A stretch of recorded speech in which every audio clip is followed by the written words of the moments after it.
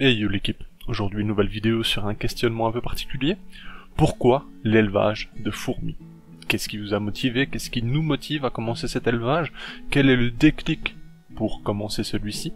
J'ai posé la question à quelques personnes et vous allez voir que c'est plutôt intéressant. Générique.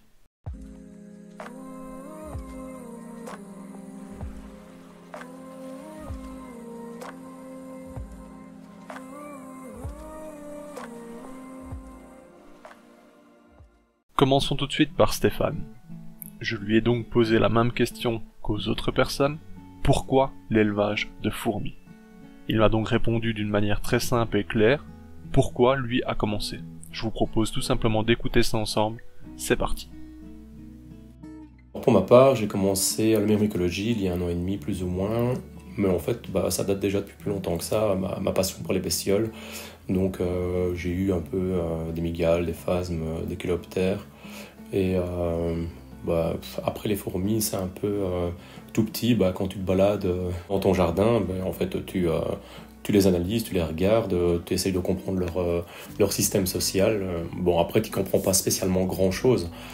Après, quand j'ai commencé vraiment ici, il y a 1 an et demi, tu fais des recherches sur Internet, tu te rends compte que l'espèce qui ressort le plus, c'est la Messor barbarus. Et là, franchement, tu vois un peu les différentes sortes, les minors, les médias, les majors. Là, franchement, tu prends une claque visuelle quoi, par rapport à ce que nous, on a connu chez nous avec les Lasius.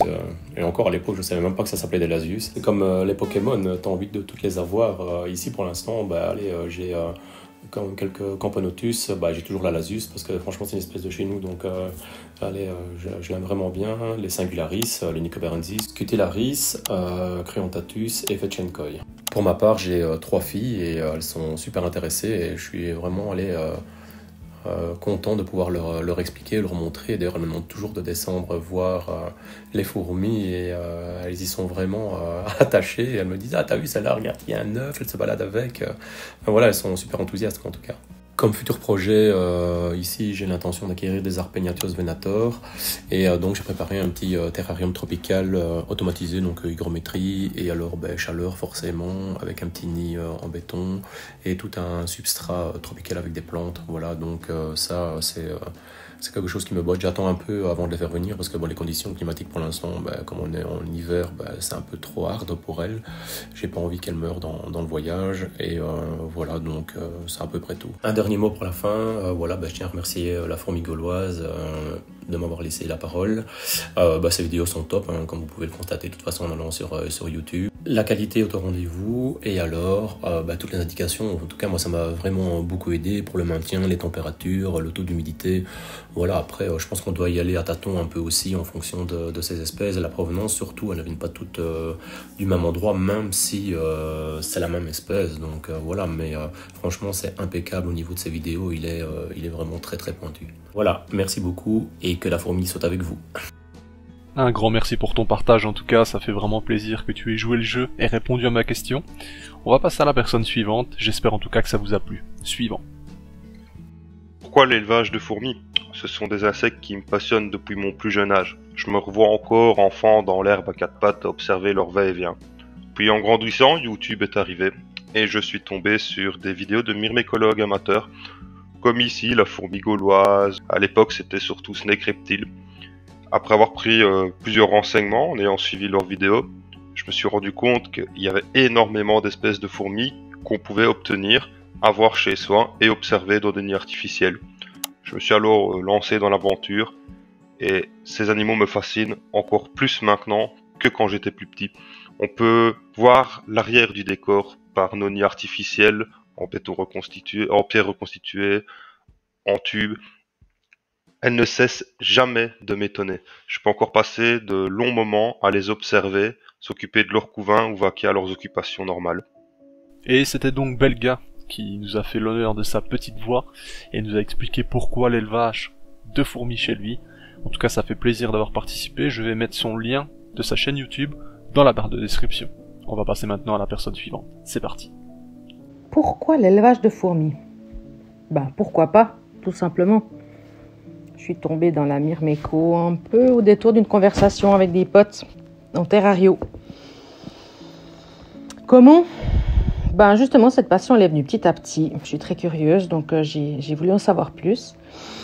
Et j'ai découvert des groupes Facebook, Messenger, Discord, WhatsApp, et 2 sites internet super intéressants qui expliquent les bases de la Myrmeco, avec des fiches de maintien. Et tout ça font que j'ai beaucoup progressé. Des échecs? Bah oui, comme tout le monde, j'ai eu des échecs au début, j'en ai encore maintenant, mais c'est pas toujours ma faute, ça reste du vivant. Donc parfois ça va, et puis parfois, ma foi, bah, ça va un peu moins bien. Mes motivations pour continuer? Depuis le début, je suis impressionnée par cette diversité de formes, de couleurs, de fonctionnement, de comportement, de maintien. C'est fascinant. Même les scientifiques n'ont pas tout découvert, donc il y a encore un monde incroyable à découvrir justement. Donc j'ai envie d'en être, bien sûr. Et puis le dernier point, c'est que au travers de la Myrmeco, j'ai découvert des gens juste extraordinaires. Et je peux partager cette passion avec eux. Et en plus, certains sont devenus plus que des potes.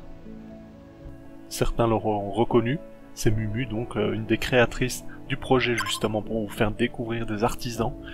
Je vais mettre également ces informations dans la description, donc sa page principalement. Et on passe à la dernière personne. C'est parti. J'ai toujours été passionné par les insectes et j'en ai fait pas mal d'élevage. Avec les fourmis, il y a pas mal de choses intéressantes. Une colonie de fourmis, ça ne dure pas que 1 an ou 2 ans comme de nombreux insectes qui ne vivent que très peu de temps. Une colonie de fourmis, ça vit 3 ans, 10 ans, 20 ans, voire plus selon les espèces. Avec les fourmis, ce qui est assez extraordinaire, c'est que il y a des milliers d'espèces de fourmis et il y a plein de comportements différents. Donc on peut avoir des fourmis qui sont cultivatrices, qui cultivent des champignons dont elles se nourrissent, des fourmis qui font de l'élevage, qui vont élever des pucerons, des chenilles par exemple, des fourmis esclavagistes qui vont utiliser d'autres espèces de fourmis comme des esclaves. On a des fourmis légionnaires qui ne font pas de nid mais qui sont tout le temps en mouvement. Il y a des fourmis qui construisent leur nid dans le sol, donc comme on connaît tout le monde, mais aussi dans les arbres, dans les feuilles, dans les troncs.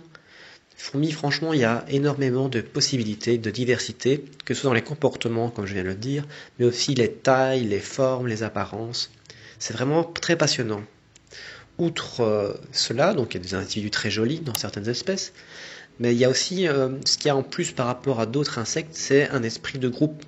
Donc on a ainsi par exemple des petites espèces comme les fédoles, qui une ouvrière toute seule n'est vraiment très faible et pas vraiment très intéressante, mais quand on a une colonie, des dizaines, des centaines ou des milliers d'ouvrières qui vont faire front commun pour s'attaquer à des proies des centaines, voire des milliers de fois plus grandes, l'immobiliser et la tuer, c'est vraiment passionnant de voir comment elles arrivent à avoir un esprit de groupe. Pareil par exemple pour les fourmis tisserantes qui vont faire des ponts humains pour approcher d'autres feuilles, pour ainsi les rapprocher et pouvoir tisser pour construire leur nid. Donc il y a vraiment une coopération extrêmement intéressante chez les fourmis. Le dernier intervenant était donc Antoine. Merci à toi d'avoir joué le jeu et participé également. Tu as détaillé énormément de choses, ça fait plaisir. Quant à moi, qu'est-ce que je pourrais vous dire vis-à-vis de cet élevage de fourmis? Qu'est-ce qui m'a motivé? Déjà juste de savoir que les fourmis sont présentes depuis 120 millions d'années, comparé à nous qui sommes plutôt récents sur cette terre en soi.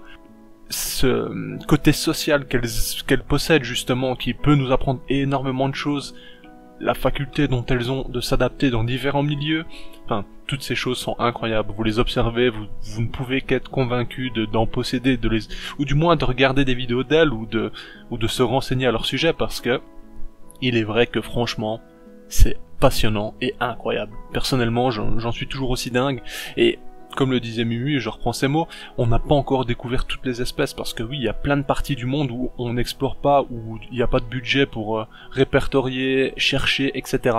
Donc c'est un monde qui est vaste qui est vaste encore d'expérience, de connaissances, de découvertes, et c'est... moi pour ça, juste ça me fascine clairement. Les voir, les observer, à notre petite échelle en élevage, je trouve ça déjà génial, et c'est à la portée de tout le monde. Alors il y a des choses à faire avant ça, bien entendu. C'est des êtres vivants, il faut s'en occuper de la même manière qu'un chien en soi, et vouloir son bien-être. Certes, ça peut paraître insignifiant pour certaines personnes, parce que ce sont des fourmis, mais pour nous qui sommes passionnés, on s'en occupe vraiment comme des animaux, tels des chats, des chiens et autres. Bref, j'espère en tout cas que cette vidéo vous a plu. C'était tout simplement un petit retour et surtout pourquoi commencer l'élevage de fourmis et pourquoi l'élevage de fourmis surtout. Je pense que c'est une vidéo qui va initier justement une suite de vidéos qui seront soit les bases dans la Myrmeco, qu'est-ce qu'il vous faudra pour commencer, que ce soit les tubes, les cils et là, un petit résumé de toutes les choses dont on doit penser avant de commencer l'élevage, et peut-être d'autres vidéos du style qui aideront certainement un petit nombre de tout simplement de personnes récentes dans la Myrmeco, sans pour autant se faire incendier sur les réseaux pour des questions qui peuvent paraître stupides pour certains qui sont expérimentés, mais qui au final sont totalement justifiées pour un débutant. Sur ce, j'espère que vous avez aimé la vidéo. Si c'est le cas, n'oubliez pas un petit commentaire, un like, un partage, ça fait vraiment plaisir. On se dit à bientôt l'équipe. Bye. Hey, si toi aussi tu as apprécié la vidéo, n'oublie pas de t'abonner, de laisser un like, voire un commentaire, ou même de nous suivre sur les réseaux. Merci et à bientôt l'équipe.